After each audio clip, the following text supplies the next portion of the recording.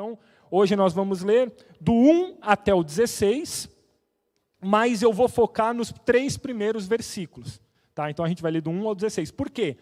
Essa mensagem vai ter um tom mais introdutório. Nós vamos passar uma explanação, fazer um panorama do contexto que estava acontecendo aqui nesse Sermão do Monte, nessa palavra, nessa mensagem de Jesus. Então, hoje a gente vai fazer uma coisa muito mais ampla e, no final, vai focar nos 3 primeiros versículos. Mas, a partir do próximo, a gente engata aí as bem-aventuranças e depois termina com o chamado a vocação dos discípulos. Então, o texto diz o seguinte: vendo Jesus as multidões, subiu ao monte, e como se assentasse, aproximaram-se os seus discípulos. E ele passou a ensiná-los, dizendo: bem-aventurados os humildes de espírito, porque deles é o reino dos céus. Bem-aventurados os que choram, porque serão consolados. Bem-aventurados os mansos, porque herdarão a terra. Bem-aventurados os que têm fome e sede de justiça, porque serão fartos. Bem-aventurados os misericordiosos, porque alcançarão misericórdia. Bem-aventurados os limpos de coração, porque verão a Deus. Bem-aventurados os pacificadores, porque serão chamados filhos de Deus. Bem-aventurados os perseguidos, por causa da justiça, porque deles é o reino dos céus. Bem-aventurados sois, quando por minha causa vos injuriarem e vos perseguirem, e mentindo disserem todo mal contra vós. Regozijai-vos e exultai, porque é grande o vosso galardão nos céus, pois assim perseguiram aos profetas que viveram antes de vós. Vós sois o sal da terra. Ora, se o sal vier a ser insípido, como lhe restaurar o sabor? Para nada mais presta, senão para, lançado fora, ser pisado pelos homens. Vós sois a luz do mundo. Não se pode esconder a cidade edificada sobre um monte, nem se acende uma candeia para colocá-la debaixo do alqueire, mas no velador, e alumia todos que se encontram na casa. Assim, brilhe também a vossa luz diante dos homens, para que vejam as vossas boas obras e glorifiquem a vosso Pai que está nos céus. Há pouco mais de 12 anos, o grupo Pão de Açúcar lançou uma campanha publicitária baseada em um singelo e justo questionamento. Não sei quantos aqui vão se lembrar dessa campanha, mas a provocação do grupo era: o que faz você feliz? Alguém lembra aí dessa campanha? O que faz você feliz? Era a pergunta do marketing do grupo Pão de Açúcar. E a ação comercial em questão citava uma série de coisas, lugares, sentimentos, pessoas, comidas, momentos que as pessoas viviam. E claro que relacionava isso à marca do grupo, né? Então, para ter uma ideia, só para mostrar como eles tratavam a singeleza, até um pão com manteiga entrava. Isso te traz felicidade? É um pão com manteiga, é uma viagem, sabe? Então eles misturavam vários elementos, era um comercial até bonito, bacana, né? E, para mim, o marketing do Pão de Açúcar acertou em cheio nessa ação, porque era uma campanha bonita e que, bem ou mal, ainda que inconscientemente, brevemente, trazia uma certa reflexão ao público que recebia a mensagem. Afinal, uma das questões que o ser humano mais busca nesse mundo, nessa vida, é a felicidade. Quando mexe com o assunto felicidade, certamente você está mexendo com o coração, com aquilo que faz a pessoa, motiva a pessoa a caminhar, o que faz você feliz. E a respeito dessa busca pela felicidade, o Freud, pai da psicanálise, comenta o seguinte, definição dele: a felicidade é um problema individual. Aqui, nenhum conselho é válido. Cada um deve procurar por si e tornar-se feliz.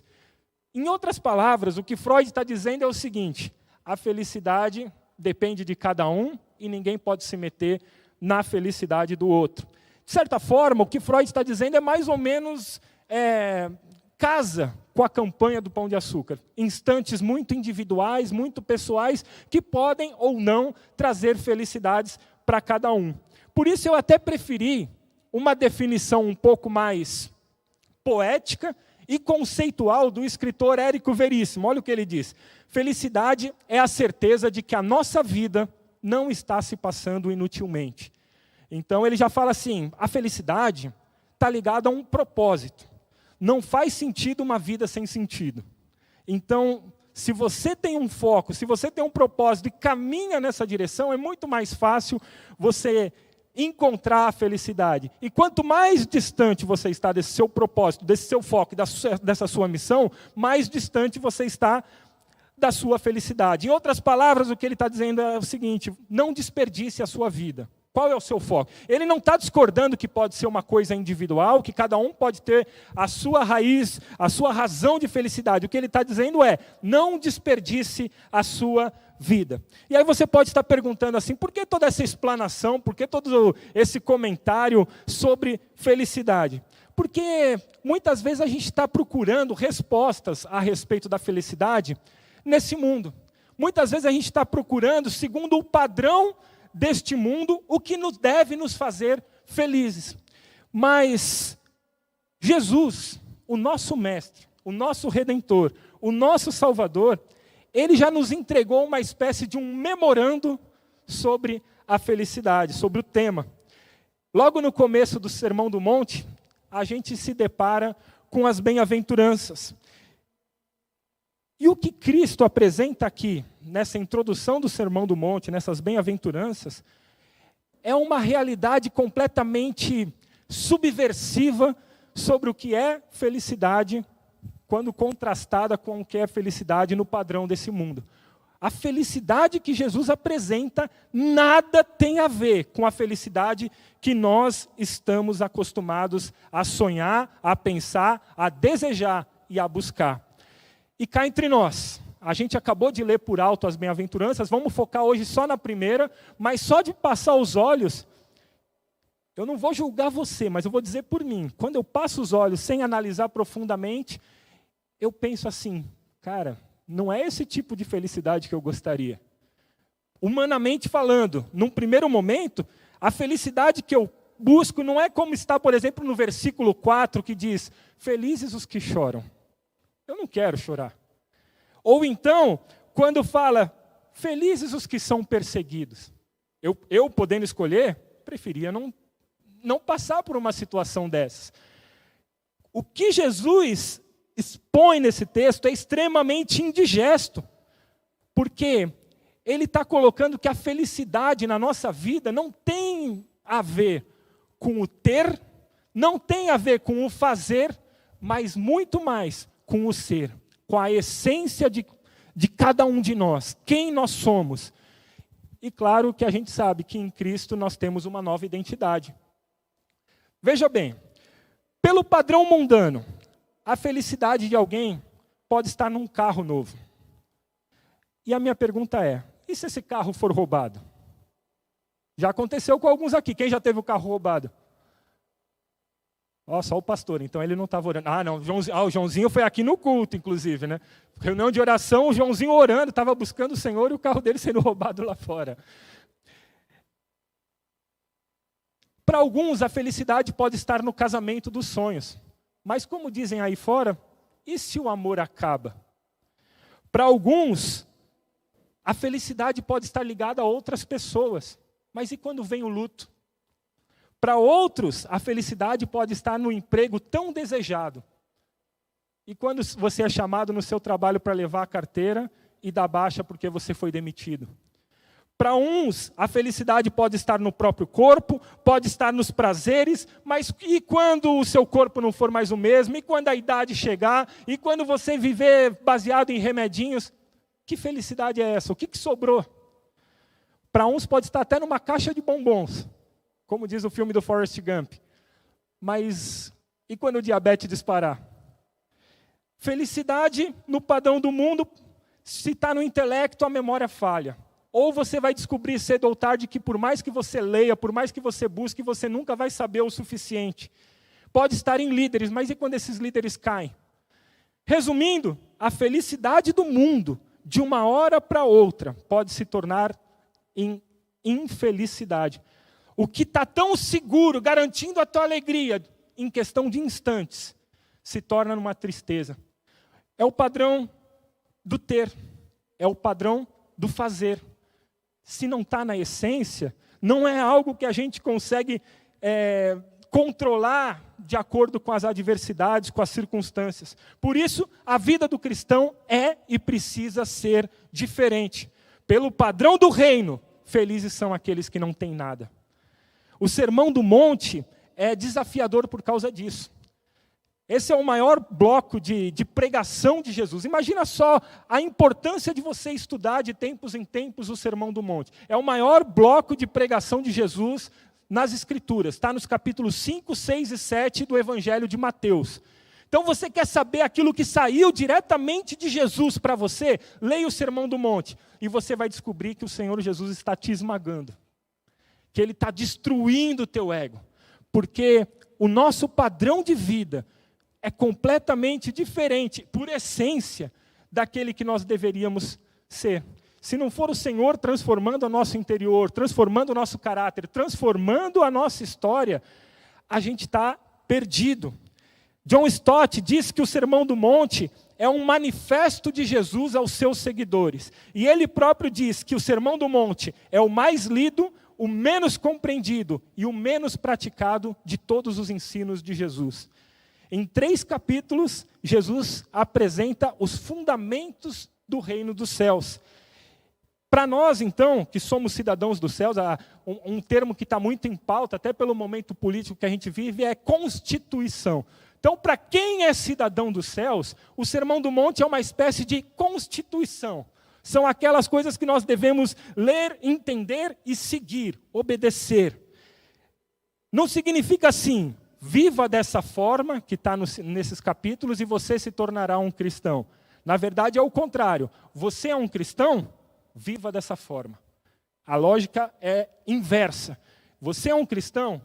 Capítulos 5, 6 e 7 mostram qual é a sua forma de conduta, como o Senhor deseja que você viva. J. Carson faz uma comparação curiosa e didática. Ele compara, não sei quantos vão conseguir visualizar essa ilustração, eu não sou tão bom de ilustrações, por isso que eu peguei uma do Carson. Que diz o seguinte, que o Sermão do Monte funciona como aquelas grandes luminárias. E nós, ele coloca ele, na verdade, mas eu vou trazer para a gente, vou pegar a ilustração dele e aplicar para cada um. Nós somos como aqueles insetos que são atraídos por aquela luz e voam em direção àquela luz, mas chegando lá, o calor daquela luz queima as nossas asas, seca as nossas asas, e aquilo que nos atraiu, de repente, está nos transformando. No caso, o inseto virou um insetinho que era voador e não é mais, mas nós somos transformados de acordo com aquela luz que nos atrai. Então, ao mesmo tempo que o Sermão do Monte nos atrai, ele nos machuca, ele nos esmaga. Por isso, só pode compreender o Sermão do Monte quem é discípulo de Jesus, quem está disposto a viver esse processo de transformação. E para viver esse processo de transformação, para os discípulos de Jesus, é fundamental que a gente tenha uma noção mínima sobre o que é o reino dos céus. E por quê? Vou tentar explicar por que isso é tão importante. Agora eu vou gastar um tempinho aqui só para que você assimile o que é o reino que é descrito aqui em Mateus. Primeiro é importante a gente lembrar o seguinte: o Evangelho de Mateus foi escrito para judeus. Tá? Cada um dos evangelhos, são Mateus, Marcos, Lucas e João, cada um tem um propósito. E no caso de Mateus, ele escreveu para os judeus, contando a respeito de Jesus. Então volte aí algumas páginas na sua Bíblia, e você vai perceber que ele começa com uma genealogia. Por que aquilo era importante? Para mostrar que a origem de Jesus é legítima. Ele é um legítimo sucessor do trono de Davi. Então ele começa mostrando para os judeus que, esse cara aqui que eu estou apresentando, esse tal de Jesus, ele tem uma linhagem que começa em Abraão, pode ver o versículo 1:1, filho de Davi, filho de Abraão. Quer alguma coisa mais enfática para os judeus do que isso? Ele é filho de Abraão e filho de Davi. É sobre esse Jesus, o legítimo Messias, que Mateus está fazendo essa explanação, essa apresentação. Só que ao mesmo tempo que ele mostra que ele é o legítimo rei de Israel, o legítimo Messias esperado, ele já começa a apresentar no capítulo 2 que essa luz que brilhou para os judeus, brilha também para os gentios. Tanto que traz magos lá do Oriente para conhecerem quem é esse que trouxe uma estrela diferente para o mundo. A luz de Jesus já começa a brilhar, então, para os gentios. Você continua aí virando as páginas da sua Bíblia, você vai perceber no capítulo 3 o aparecimento de um personagem muito importante no início dos evangelhos, João Batista. João Batista foi o precursor do ministério de Jesus, aquele que veio preparar o caminho para que Jesus viesse. E quem pode ler aí em voz alta o versículo 6, para que a gente entenda... antes do 6, o 2, para que a gente entenda qual era a pregação de João Batista. Mateus 3, 2. Qual era a pregação, então, de João Batista? Arrependam-se, porque o reino dos céus está próximo. Percebam, então, a importância do que está rolando. A gente está falando sobre o conceito de reino. Então, arrependam-se, porque o reino dos céus está próximo. E aí a gente pode pular para o versículo 6 e ver a reação do público a essa mensagem, a essa pregação de João Batista, que diz o seguinte: e eram por ele batizados no Rio Jordão, confessando os seus pecados. Então a pregação de João Batista era: arrependam-se porque o reino está próximo. E a gente vê uma reação do povo. Eles confessavam os seus pecados e se arrependiam e eram batizados. O que isso significava? Eles estavam passando por um batismo de purificação, um batismo de arrependimento. Eles estavam demonstrando que eles aguardavam sim o reino dos céus que Mateus traz aqui. Eles aguardavam o cumprimento dessa palavra de João Batista, tanto que eles eram batizados. E aí, ainda nesse capítulo 3, a gente vê um tratamento completamente diferenciado de João Batista a algumas outras pessoas. O grupo chamado de fariseus, que eram aqueles que legalmente cumpriam todos os requisitos da lei, que as pessoas olhavam, esses mesmos pecadores que eram batizados, eles olhavam para a vida desses fariseus e falavam assim: eu nunca vou ter esse padrão de vida, eu nunca vou chegar a esse nível de excelência. Os caras eram praticamente perfeitos em suas condutas. A gente sabe hoje, lendo as escrituras, que o coração deles era podre, mas por fora eles demonstravam uma vida completamente santa, uma vida reta diante do povo. E ao mesmo tempo que o reino dos céus é anunciado para esses pecadores que se arrependiam e se batizavam, o que é reservado para esses fariseus? Falas bem doces de João Batista como: raça de víboras, seus cobras, seus falsos, naja, sei lá como seria na linguagem de hoje. Mas enquanto os pecadores eram chamados ao arrependimento, esses caras que eram vistos como padrão moral, eram chamados de raças de víbora.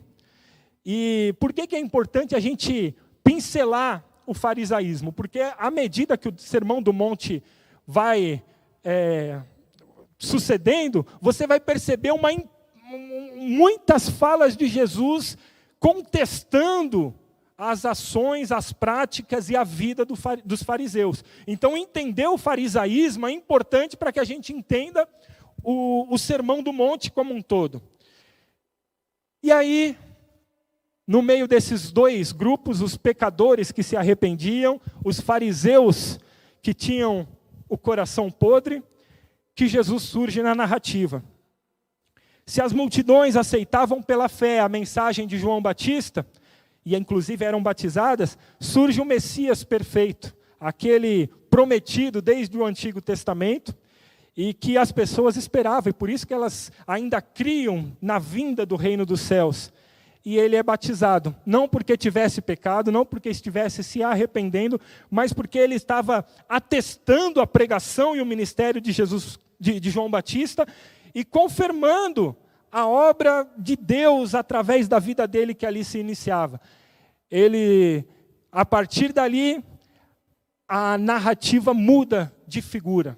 Jesus assume o protagonismo, Jesus, a partir dali, inicia o seu ministério. Cristo era o enviado dos céus para redimir o seu povo. E isso se confirma a partir do capítulo 4 de Mateus. Ele é aquele que vence as tentações no deserto. Se lá no passado, Adão foi incapaz de vencer as tentações, aqui o novo Adão é capaz de vencê-las, porque ele é o nosso Redentor, ele é o Mestre Jesus Cristo, o Deus que se fez homem e veio para vencer o mundo, a carne e o diabo, para triunfar sobre o pecado e nos dar a esperança da vitória. Depois de vencer as tentações, Jesus inicia oficialmente o seu ministério. E você, por acaso, se lembra qual é a primeira pregação de Jesus? Qual é a primeira palavra que ele diz?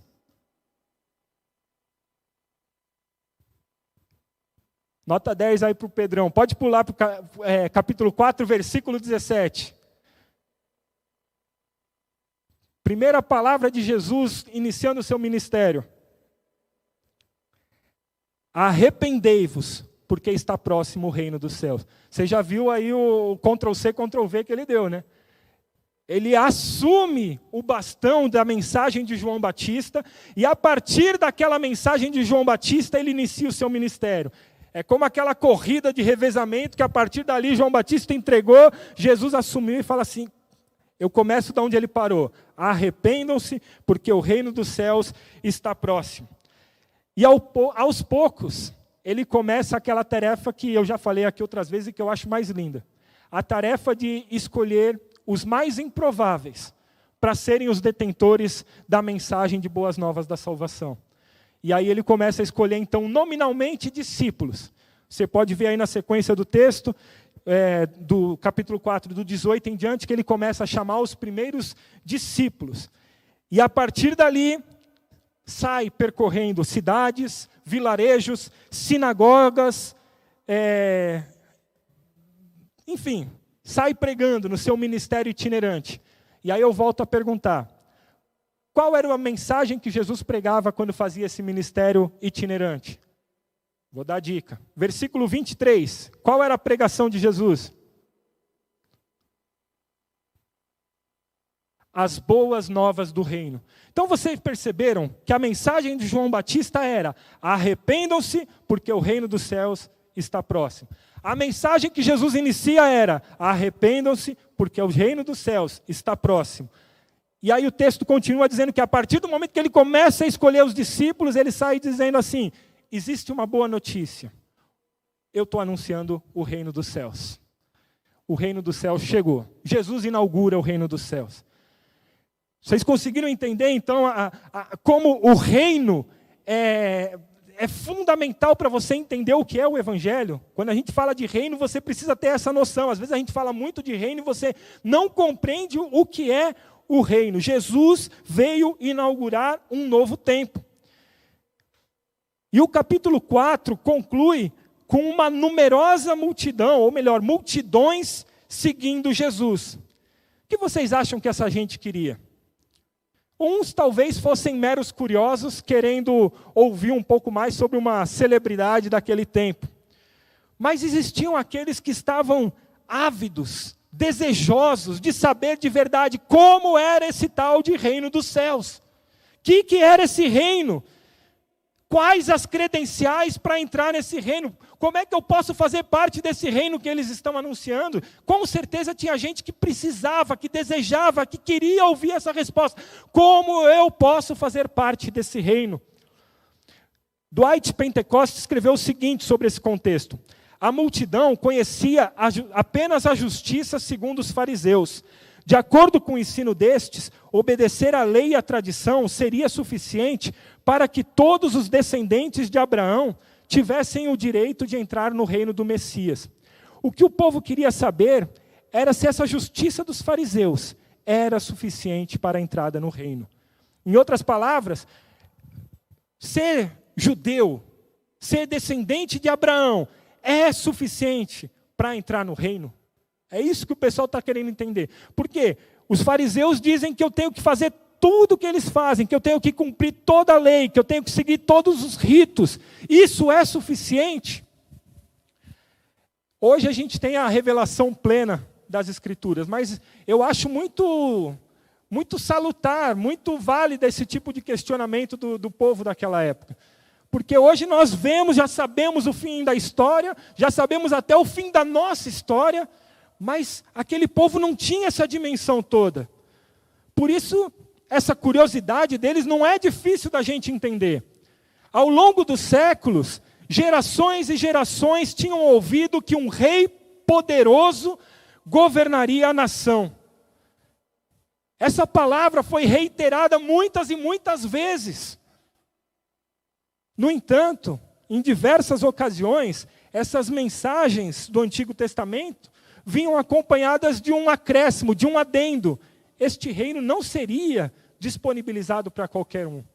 Então, ao mesmo tempo que eles ouviam que eles deveriam seguir o que os fariseus faziam, para serem parte desse reino, para serem integrantes, para serem aceitos no reino dos céus, por outro lado, eles se questionavam se aquilo era suficiente, porque em outros trechos do Antigo Testamento falava que não era qualquer um que seria aceito. Será que haveria uma nova divisão entre os judeus? Será que voltaria a ter reino do norte, reino do sul? O que passava na cabeça desses caras?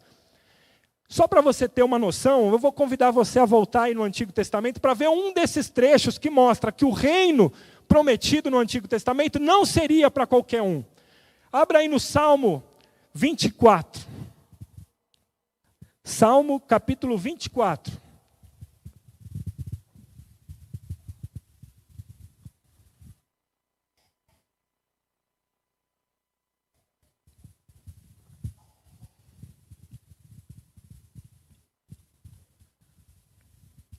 Eu vou ler a partir do versículo 3. Diz assim: quem poderá subir o monte do Senhor? Quem poderá entrar no seu santo lugar? Olha o que fala aqui, como não é só ser nascido no meio do povo. Aquele que tem as mãos limpas e o coração puro, que não recorre aos ídolos, nem jura por deuses falsos. Ele receberá bênçãos do Senhor, e Deus, o seu Salvador, lhe fará justiça. São assim aqueles que o buscam, que buscam a tua face, ó Deus de Jacó. E aí ele começa a entrar numa espécie de um cântico, celebrando aquele que viria a ser o Messias, que nós já sabemos que era Jesus. Então eles estavam celebrando Jesus muito antes de Jesus aparecer. Abram-se, ó portais, abram-se, ó portas antigas, para que o Rei da Glória entre. Quem é o Rei da Glória? O Senhor forte e valente, o Senhor valente nas guerras. Abram-se, ó portais, abram-se, ó portas antigas, para que o Rei da Glória entre. Quem é esse o Rei da Glória? O Senhor dos exércitos. Ele é o Rei da Glória.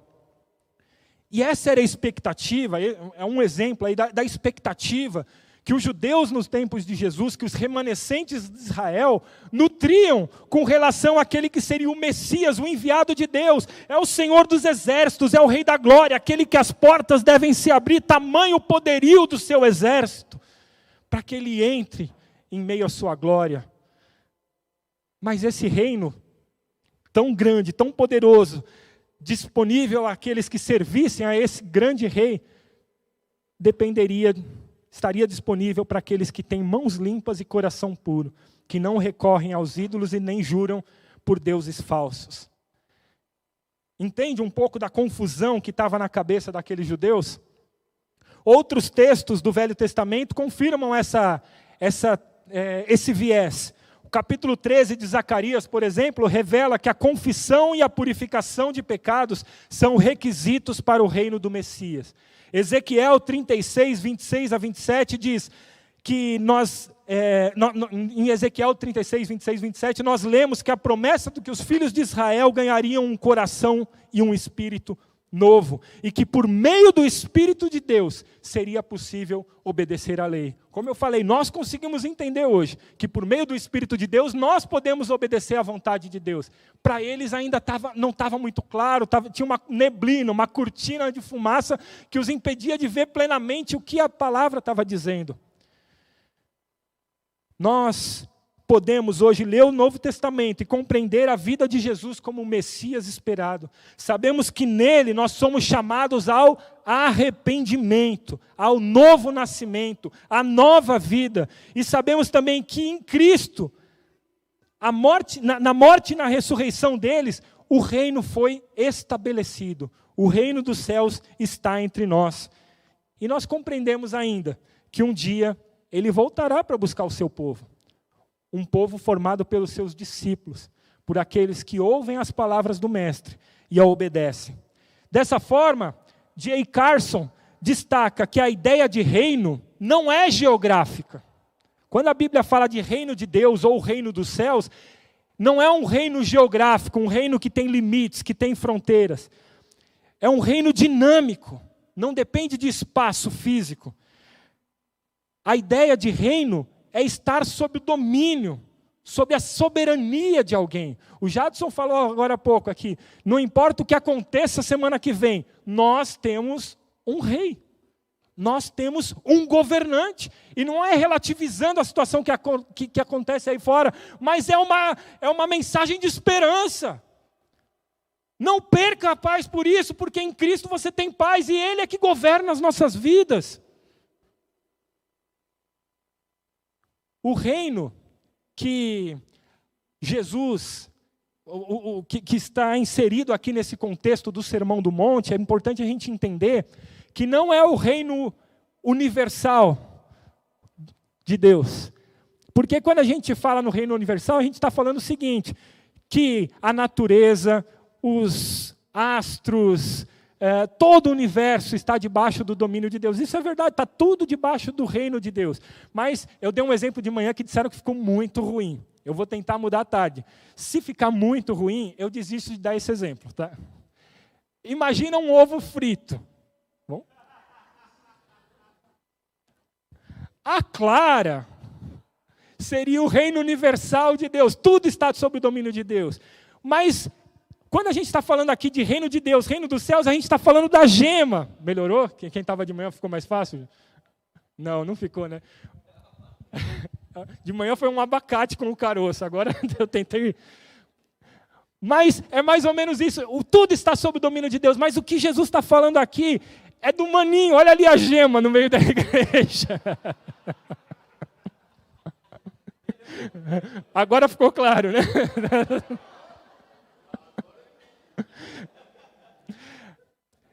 Em alguns textos dos evangelhos, esse reino da gema, esse reino é inclusive intercambiável o termo com a palavra vida. Se você quiser conferir depois, nós não vamos ler agora, mas em Marcos 9, 45 e 47, para não repetir a palavra reino e reino, ele troca reino por vida. Então, quando ele está falando aqui, arrependei-vos, porque o reino está próximo, o reino está entre nós, a vida está entre nós. E quando a gente fala de vida, a gente não está falando de vida aqui, a gente está falando de eternidade. E nós que estamos com Cristo, sabemos que existe uma eternidade no nosso caminho.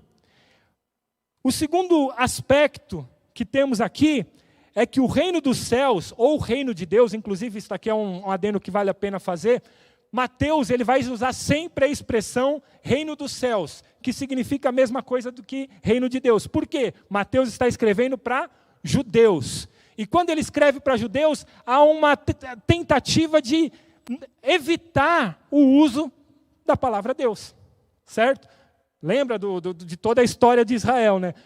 O termo Deus era evitado. Então, em vez de reino de Deus, o sinônimo, reino dos céus. Então, quando você lê um ou outro, você vai poder entender que está falando da mesma coisa.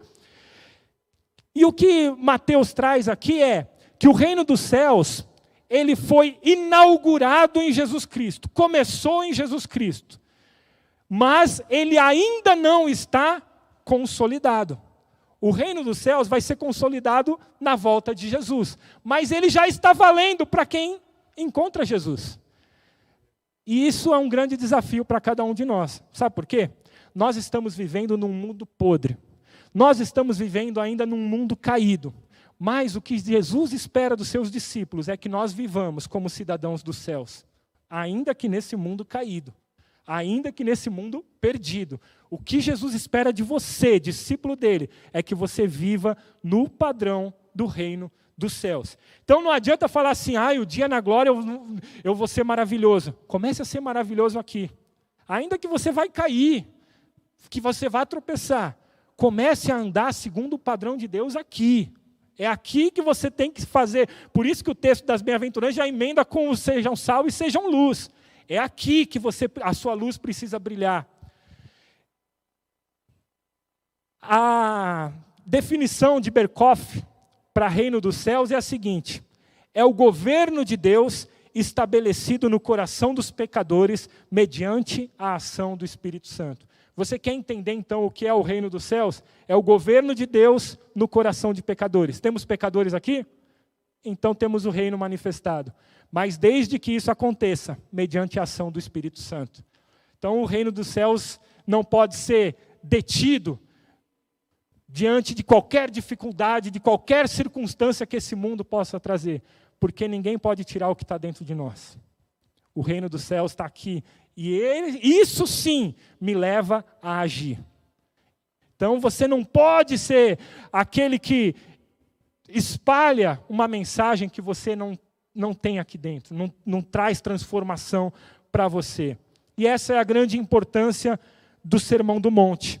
Uma apresentação de Jesus aos seus discípulos, revelando-lhes como deve ser a vida do cidadão do reino dos céus nesse mundo. Ou seja, dentro dos padrões de salvação eterna estabelecidos por Deus mediante a morte e a ressurreição de Cristo. E aí nós entramos então no texto que nós lemos no começo das bem-aventuranças. Você já entendeu, espero que tenha entendido o que é o reino, você já entendeu que ele foi inaugurado em Jesus, e embora ainda não esteja consolidado, nós já devemos andar e viver como cidadãos desse reino. E agora eu preciso chamar a atenção para um detalhe. O capítulo 4, versículo 25, termina de uma forma muito interessante. E da Galiléia, Decápolis, Jerusalém, Judeia e da além do Jordão, numerosas multidões o seguiam. Então, depois que Jesus é batizado, depois que ele começa a pregar sobre o reino dos céus, depois que ele chama os primeiros discípulos, que ele anuncia as boas novas de salvação, ele ganha fama, ele atrai multidões, e aí no meio dessas multidões, em determinado momento, ele chama algumas pessoas que estão em treinamento, os discípulos. Veja que tem uma mudança, a primeira vez no Evangelho de Mateus que há uma desassociação entre esses dois grupos, multidão e discípulos. O 25 termina, numerosas multidões o seguiam. E o 5:1 começa, vendo Jesus as multidões, subiu ao monte e como se assentasse, aproximaram-se os seus discípulos.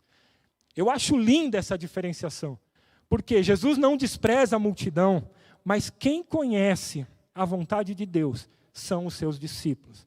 Quem tem um relacionamento, uma intimidade, uma profundidade com Jesus, são aqueles que seguem Ele. O Sermão do Monte não é uma palavra ministrada àqueles que estão lá fora. É uma palavra ministrada para quem é discípulo de Jesus. Às vezes existe uma tendência nossa de querer que as pessoas lá fora cumpram integralmente o que Jesus ensina no Sermão do Monte. Mas eu queria dizer que quem tem que cumprir é você. E que a partir disso, as pessoas vejam a glória de Jesus brilhando sobre a sua vida. É uma palavra para discípulos. Os discípulos é que são chamados para viver de acordo com o padrão do reino dos céus. A esse respeito, o pastor Luiz Saião diz o seguinte: Jesus apresenta uma referência para a vida do cristão. Não se trata de uma ética provisória, não se trata de um elemento ideal absolutamente distante da realidade, mas é algo pertinente a todos os que se tornam ou tornarão discípulos de Jesus. Você não tem a opção de dizer assim, não, eu quero seguir Jesus, mas essas páginas estão muito duras. E isso é tão interessante que no decorrer da história, vários teólogos já tentaram dizer que o Sermão do Monte não se aplica para a igreja contemporânea, que aquilo foi para aquela geração. Cá entre nós, seria muito legal se fosse assim mesmo, né? Aquele povo merecia ouvir isso, merecia passar por isso, merecia sofrer isso, nós vamos ficar só com a parte das bênçãos. Por quê? Como eu falei, o Sermão do Monte, se você for ler, for estudar a fundo, ele vai te esmagar, ele vai machucar, vai bater doído. Mas é a palavra do Senhor Jesus para mim e para você. A gente não pode ceder a esse erro de achar que era para eles, ou que dá para, isso eu vou seguir, isso eu vou abrir mão, essa parte vale, essa não vale. Os discípulos ouvem e obedecem. O Sermão do Monte começa com uma palavra de bênção, as chamadas bem-aventuranças. E a expressão bem-aventurado vem do grego makarios, que pode ser traduzido como felizes ou abençoados. Aliás, eu fui até dar uma olhada na Bíblia em inglês. Para o inglês, eles trouxeram mais esse conceito de abençoados. Em inglês, ela vem como blessed.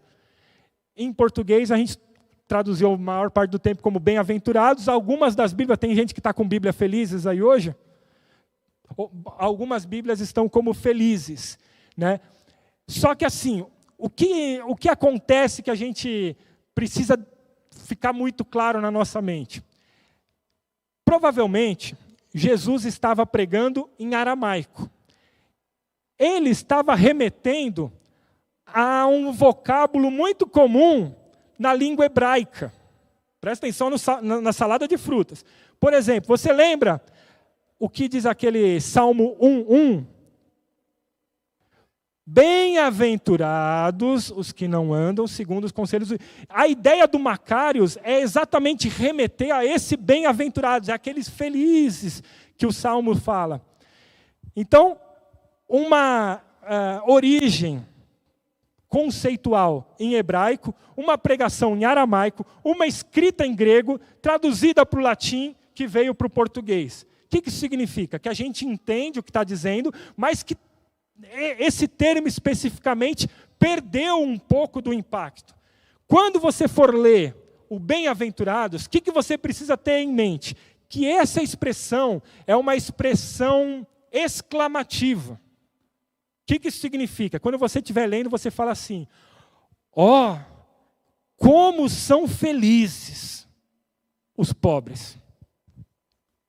É o que está dizendo o versículo 3 aí. Como são felizes os pobres de espírito. E aí você entende por que essa pregação de Jesus era tão subversiva. Por que não causou tanta polêmica o ministério de Jesus? Porque ele veio com um conceito completamente diferente do que se imaginava a respeito de reino. Então, exclamativo, todas as bem-aventuranças têm esse tom. Como são felizes, ou ainda, como são abençoados aqueles pobres de espírito. John Stott chama a atenção para o fato de que as bem-aventuranças são compostas por 8 responsabilidades e 8 bênçãos. Isso você já deve ter reparado, que cada bem-aventurança tem uma responsabilidade e, do outro lado, uma bênção. Por que isso é tão interessante? Porque quando a gente lê a primeira bem-aventurança, a gente lê o seguinte: bem-aventurados os pobres de espírito, porque deles é o reino dos céus. E a gente pode entender que bem-aventurados, ou como são felizes os pobres de espírito, que a nossa condição deve ser de pobreza espiritual. Pobreza de espírito. É isso que é característica desejada nas bem-aventuranças. Que você tenha pobreza de espírito.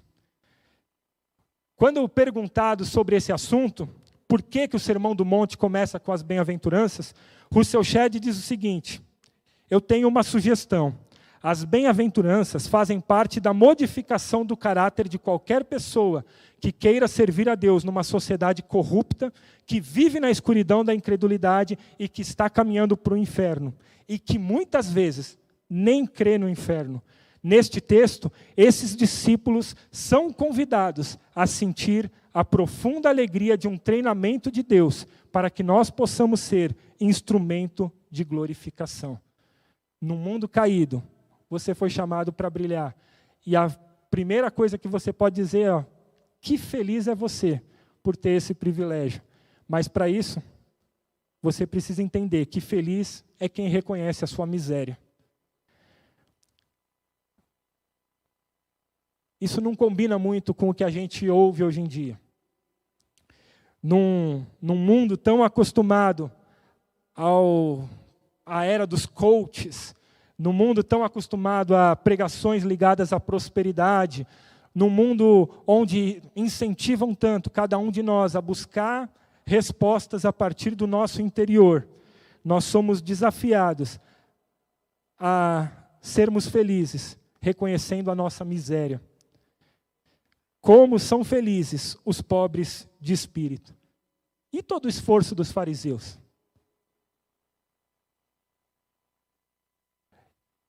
Eu não sei se você reparou, isso não é uma sugestão. Se vocês forem pobres de espírito, vocês são felizes. Quando a gente fala, como John Stott ensinou, que existem responsabilidades e bênçãos, o que Jesus está ensinando é que você tem que ser pobre de espírito. E qual é a recompensa se você for pobre de espírito? O reino dos céus. Fala a verdade, se você estivesse ali perto de Jesus, ouvindo pela primeira vez esse tipo de explanação, essa exposição, você falaria assim, cara, será que João Batista não errou, cara? Será que era esse mesmo, o Cordeiro de Deus que viria para tirar o pecado do mundo? Será que ele não confundiu? Será que eu estou no lugar certo? Será que eu não entrei numa roubada? Porque eu passei a vida inteira esperando o Messias poderoso, o Senhor dos exércitos. Eu passei a vida inteira aprendendo com os fariseus que eu preciso fazer tudo certo para poder chegar ao reino dos céus. E de repente, esse que eu estou ouvindo, que está ensinando, que fala e mexe com o meu coração, está dizendo que para entrar no reino dos céus, eu tenho que ser pobre de espírito. Tem alguma coisa errada. O que Jesus está nos ensinando aqui é que só pode ser discípulo dele aquele que reconhece a sua miséria espiritual. O reino dos céus é destinado aos pobres de espírito. Repare que das 8 bem-aventuranças que tem nesse bloco de textos, essa é a única cuja bênção está no presente. Bem-aventurados os pobres de espírito, porque deles é o reino dos céus. Todas as outras, no 4, bem-aventurados os que choram, porque serão consolados. Bem-aventurados os mansos, porque herdarão a terra. Então todas as outras como promessas futuras, mas a bênção para o miserável de espírito é o reino dos céus. O reino do céu está entre nós. É palavra para hoje, é palavra para agora. O reino dos céus está entre os seus discípulos, que hoje levam essa mensagem de esperança, levam essa mensagem de boas novas, mas que para isso precisam reconhecer a sua miséria espiritual. Só pode ser cheio de Deus quem está vazio de si mesmo. João Batista, quando questionado sobre o aumento da popularidade de Jesus, respondeu que ele cresça e eu diminua. Paulo escreveu aos Gálatas dizendo que era preciso se encher das coisas de Deus, com fruto do Espírito, mas antes disso esvazie-se da sua vida de obras da carne. Esvazie-se. E aí eu preciso fazer uma ressalva muito importante. Não confundam ser pobre de espírito com ter uma vida espiritual pobre. São coisas completamente diferentes. Não saia daqui dizendo que de hoje em diante você não lê mais a Bíblia e não ora mais, porque você tem que ser pobre de espírito. Não é isso que Jesus está ensinando. Também ser pobre de espírito não é uma falsa modéstia. Não é você fazer caras e bocas, trejeitos na hora do louvor para mostrar a sua contrição e se ajoelhar. Não é isso. Não é você ter uma baixa autoestima. Não é nada disso. O pobre de espírito é aquele que reconhece a sua condição e sabe que depende completamente do Senhor. Por mais que ele queira fazer algo para alcançar o reino dos céus, nada vai ser suficiente. Por isso, ele chega diante de Deus sem nada a apresentar. E nisso ele reconhece a sua fragilidade. Ele reconhece a sua condição. Outra questão que está estampada aí é que no reino dos céus não há lugar para orgulhosos. Não há lugar para soberba. Não há lugar para autossuficiência, para o orgulho, para a arrogância. Se você nutre esse tipo de pecado na sua vida, saiba que ele não é padrão do cristão que vem sendo transformado à imagem de Cristo. E aí, uma coisa que a gente não pode perder de vista, que tem a ver com o tema da nossa mensagem. A pobreza de espírito está ligada à felicidade.